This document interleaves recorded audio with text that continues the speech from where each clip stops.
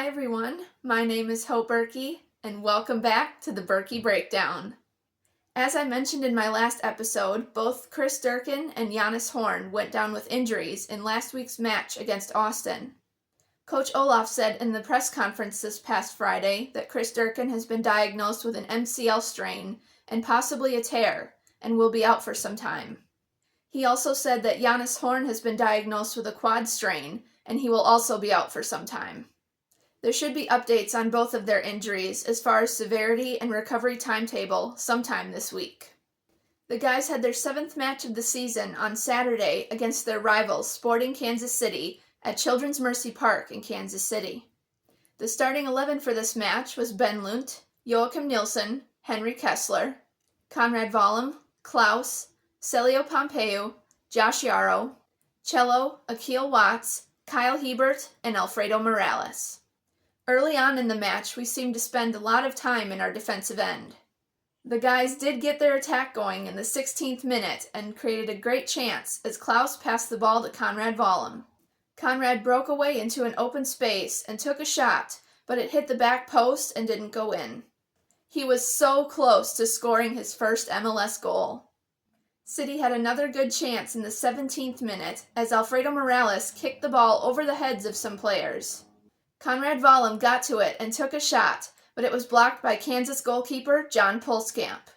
The ball then bounced to Akil Watts, who took another shot, but it went over the goal. In the 24th minute, Joachim Nilsson went down with a knee injury. He had to come off the field, and Tomas Ostrak was subbed in for him. In the 38th minute, City created another chance as Conrad Vollum passed the ball to Alfredo Morales, who took a long shot, but unfortunately it went over the goal. Then in the 39th minute, Kansas got their attack going, and one of their players took a shot, but Ben was there to save it. City reignited their attack in the 44th minute as Celio Pompeu made a pass to Cello. Cello took a shot and tried to curl it inside the far post, but it went wide of the goal. A few minutes after that, the halftime whistle blew, and both teams went into halftime scoreless. As the second half got underway, Kansas had a couple chances that were shot wide of goal. Then in the 54th minute, City had another good chance as Cello took a shot, but it was saved by John Pulskamp. In the 57th minute, City earned a corner kick, which was taken by Cello. He kicked it into play, and Conrad Vollum tried to head it into the goal, but it was saved again by John Pulskamp.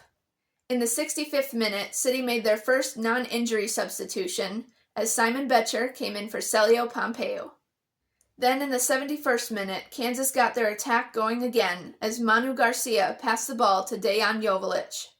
Joveljic took a shot and scored the match's first goal, making the score 1-0 Kansas. City made their final substitution of the match in the 80th minute as Seti came in for Alfredo Morales. Then in the 88th minute, Kansas had another chance as Manu Garcia took a shot, but Ben tipped it just enough to make it hit the crossbar. The ball bounced to Joveljic, who shot it and scored, making the score 2-0 Kansas. Then Kansas tried to triple their lead in the 90th minute as Eric Tommy took a long shot, but Ben was there to make the stop. Ben made another save in the 93rd minute after Joveljic took a shot from just outside the box. The final whistle blew in the 95th minute, announcing City's third straight loss, with a final score of 2-0 Kansas. Even though we created more chances than Kansas did, we were unable to finish them and get on the board. We had 11 total shots, with 4 of them being on goal. Kansas had 11 total shots, with 5 of those being on goal. We had 14 fouls, while Kansas had 11, and we had 4 corner kicks, while Kansas had 3. Ben Lunt registered 3 saves in this match.